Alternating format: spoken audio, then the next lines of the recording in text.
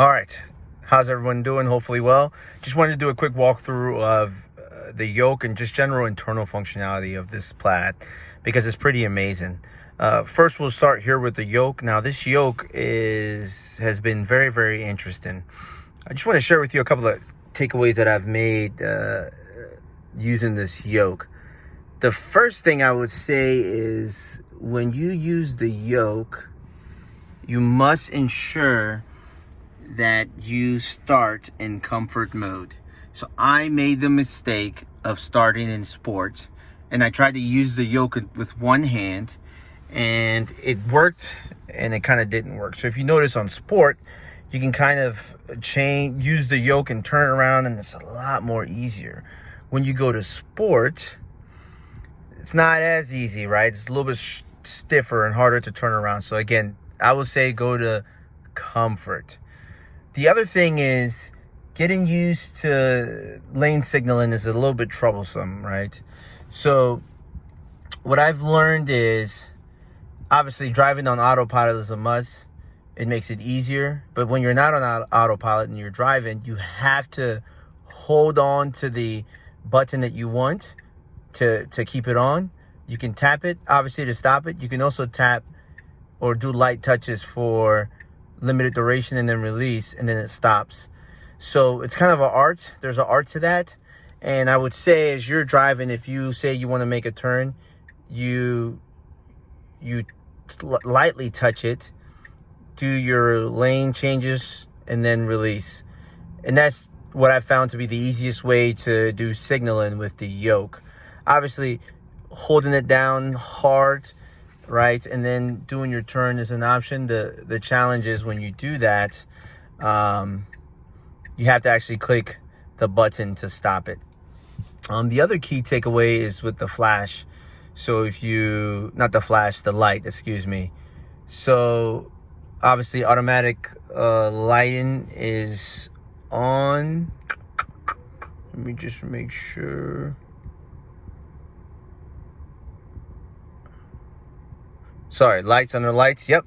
So auto headlights is on by default. That's what I have it at. And this button right here essentially allows for you to either click to flash, right? So it's daytime, you can't really see, but you can do light touches to flash your high beams, or you can hold it. And I don't know if you see there, but when you hold it, then there you go, automatic high beam on, which works pretty well in low light conditions, right? So having auto high headlights on with automatic high beams is probably my recommended setup for day-to-day driving. Again, changing signaling is a little challenging to get to be able to do dynamically right while you're driving, but I would tell you that once you figure it out, everything works awesomely. Okay, so 100% recommend getting used to the transition, because I would tell you that was one of my the hardest things for me to do when I first got this car, was figuring out the way to change lanes without looking at the steering wheel. So once I got that, it became easy, and then obviously I leveraged this little nudge to identify whether to go left or right.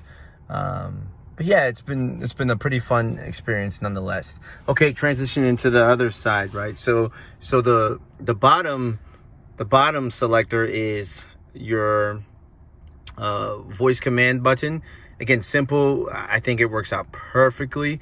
Above that is the windshield wipers. So with the windshield wipers, if you tap once, right, that will spray, right? So you saw that you can obviously hold it down and it'll spray for even longer. And then the automatic windshield wiping occurs. Personally, it works perfectly at this point, right? No complaints with that. But just be mindful, holding it down is what, as you can see, you hold it down and then it sprays the windshield wiper fluid, and then it wipes until there is no more water, based upon how their deep rain neural network has been implemented. The top here, so obviously it's not going to work now, but you can see it while you're driving. It's a pretty cool way to set the speed. Again, personally, what I do is under autopilot, I set my speed based upon the speed limit. Okay, so using the speed limit option is what works out for me. And all that means is while I'm driving, once I activate Autopilot,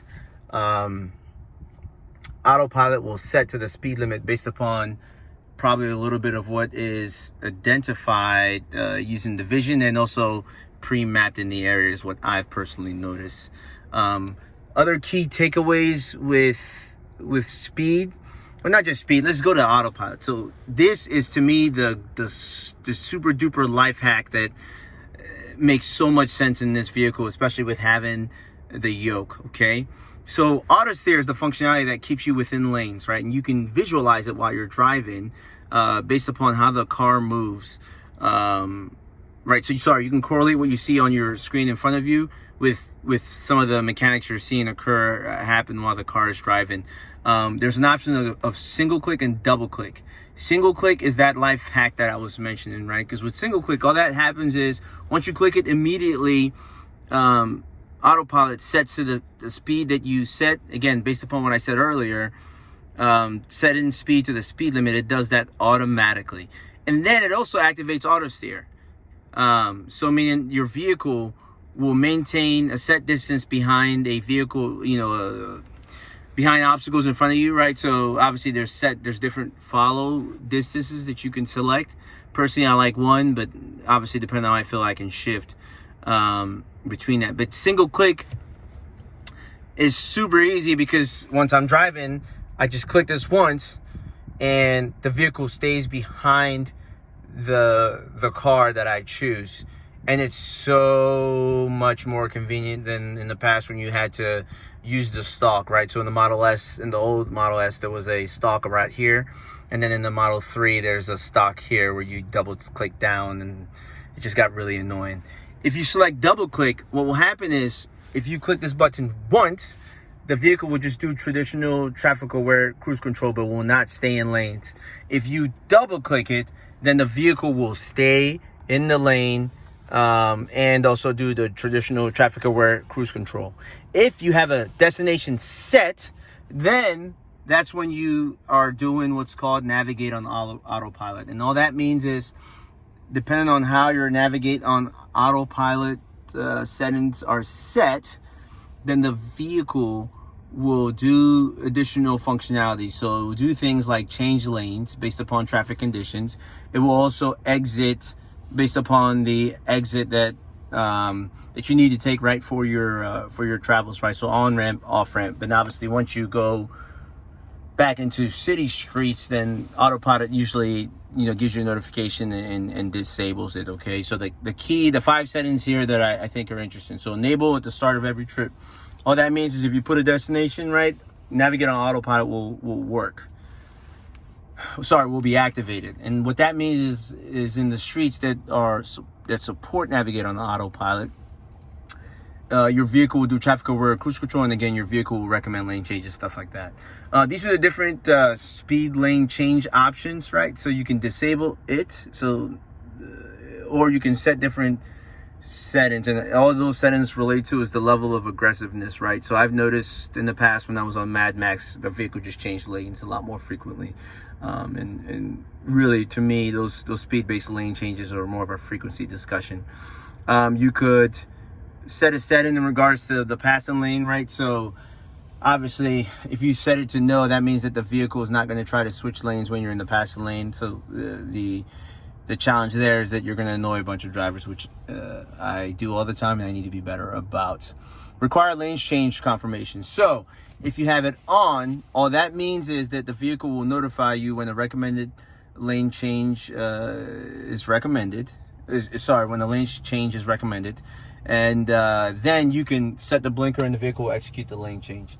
If you set it to no, then what will happen is the vehicle will validate you're attentive, right? Usually by jiggling the steering wheel or one of those type activities. And then you have to, once the vehicle confirms that you are actually awake based upon those set characteristics, then it will execute the lane change on its own. Which I've done that before. I'm just not comfortable with it. I think from time to time the vehicle wanted to do lane changes when I didn't care for them. And usually it actually happened in periods where I just wanted to drive the car. So noted.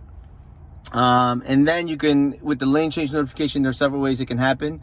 So if you set it to no, right, what will happen is the vehicle could notify you by either doing a chime, vibrating the wheel, or doing both. And that's what I was talking about. But usually I have it set to yes so that I'm in complete control while enjoying Autopilot, okay? And then back to the yoke. So the only other discussion point is with the horn. I love the horn functionality. I think I haven't hit it yet by mistake like you hear from other people. But what I love about the horn specifically is the sounds that it makes. So when it comes to the horn, it does a traditional horn sound, and then it could make additional sounds, or you can kind of replace it, right? So what I usually do is I usually set it to this and replace it with a fart, because I think, so I rarely to ever use my horn, but there are instances where I do. And when I do use my horn, it's hilarious because you get a fart noise. And I haven't heard it from the outside, but one day I hope to do it in a situation where the person who hears the noise gives me a look. And I want that look to be savored. And I might even, you know, do a dash cam recording in order to to capture the moment, okay? So the final thing I want to talk about beyond this yoke. So again, put the yoke on comfort, enjoy it. And then the final thing I want to talk about is this, right? So if you look, I'm able to charge my MacBook Pro on with my Tesla via USB-C. And that is amazing. That means I can go to a park and do work. You know, just to show you it's actually working. Look at this madness. I am charging my MacBook Pro. And I also have an iPad. And look at this. I can charge my iPad, okay? Now, what I haven't discussed is, well, what happens when I'm doing high performance, right, needed activities? Whether it be GPU or high CPU based work, is it going to charge appropriately? I don't know. Right now it's been charging my laptop perfectly, so 100% love this vehicle. Final discussion point is tied to, well, what happens when you need to put the vehicle on neutral? Good question. I always have this challenge, especially going to the car wash, because I don't have car wash mode. So once you click here, right, your vehicle, you can actually see there is a neutral button that I saw one day. It's right there. That's how you put your vehicle on neutral. If you do not need that, you know, if you can't remember, you can always just touch any part of this lower screen right here. So just touch it.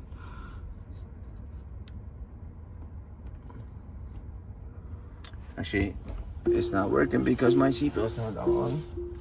Let's do that. Yeah, so once the car's ready to go, if I touch right there, you see that I just touched, okay, and it gives you the current condition. You can click reverse. So if you see when I click reverse, it automatically enable those functions. You can click neutral, you can click drive, or you can just click park, okay? Now, those are your options there. Like I said, this car is amazing. Again, I own 2 Model 3s, and I wanted to see what this Model S madness was about, and here I am, and I love it because it's like a whole new world, right? I feel like singing that song, that Disney song, a whole new world, right? But yeah, so this vehicle is just out of this world. I think I'm going to post other videos, but I just wanted to kind of show the interior of this vehicle and kind of share with all the excitement with this, right? So yeah, so talked about the yoke, kind of talked about the controls here, which I think those are 2 things that were kind of confusing for me prior to taking delivery, and everything makes sense. I think another thing actually that's kind of intriguing is, if you look at this glass, right, you can tell the separation between the glass itself and the screen, but then it kind of extends to the end. And I have no idea if Tesla has some goodies for us over time. I would love for someone to figure that out, right? Figure that out for us. Okay. that's all I had for today. So look out for more videos. If you have any questions, don't hesitate to ask in the comment field. Again, that was a quick walkthrough of the Yolk, some of the functions that I had challenges with. Thank you so much for your time.